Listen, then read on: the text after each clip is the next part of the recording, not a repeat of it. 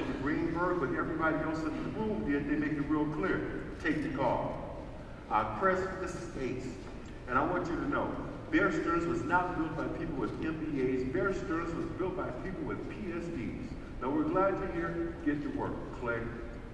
Whoa, who was that? That was Alan Ace Greenberg, Chairman, CEO, Senior Partner, Bear Stearns. What's a PhD? Poor, smart, with a deep desire to become wealthy. Wow. I have found the promised land.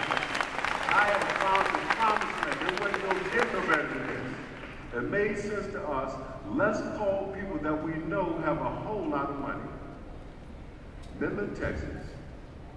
Midland, Texas has more millionaires due to the price of oil than any place else in the country. Let's call them up. The problem was, the boys in San Francisco could not understand what the gentlemen in Texas were saying.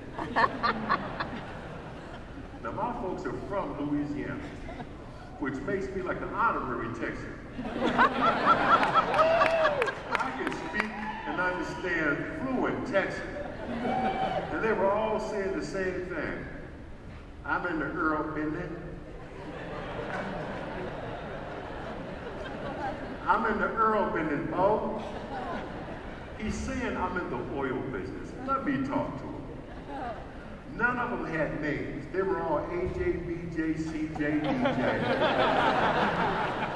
Headed off of this one gentleman who became not just my biggest account, but the biggest account in the whole office. I'm going to share something with you. It's sensitive. Some of the lessons in my life I learned, there's been some sensitivity about it. To say that this man liked colorful language would be putting it mildly. He was particularly fond of the N-word. Oh, no. And every time I get him on the phone, he would tell me every nigger joke, every Jew joke, every speak joke in the world. And then he'd turn around and say, well, buy me 50,000 shares, whatever you call me about, Click. Okay. Hey, do the math with me. 50,000 shares, 50 cent a share commission, that is $25,000. And you know what? For 25 grand, I'm going to laugh at your nigger joke. Okay? I'm going to laugh at your joke. I want to laugh like Simon David.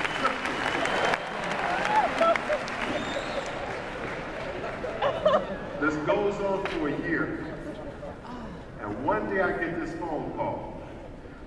Chris, I like to know people I do business with. I'm going to come meet you. Oh, no. I'm trying to discourage that kind of thing. You always on the phone. You got to have no reason. But we've all been there. We all been there, or we're going to be there. At some point in a relationship, business or personal, you got to deal with it. I said, fine, come on up. Turns out, now I'm real clear in my mind. Keep the focus on performance, added value, and the wealth you created in the account. That's all you got to talk about. I developed this little chant, and I kept saying it to myself over and over and over. It's not a black thing, it's not a white thing, it's a green thing. That's right. Okay, I'm real clear in my mind on what I got to say to this guy. Turns out, my old boss at Bear Stearns had a huge job. He had a huge ego. He had an even bigger office. He had a great, big, beautiful corner office. And he traveled a lot. And you know I did. You know I did. I did what anybody from MonaVie would have done. I improvised.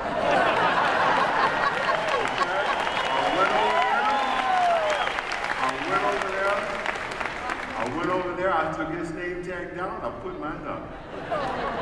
I took the picture of these cute little white boys, I put them in the front. I sent a buddy of mine out to get the cowboy. He came in, I stuck out my hand, and you can see all the blood. He's thinking about all them jokes he told me. We sit down, review the account. Every position in the account is up huge.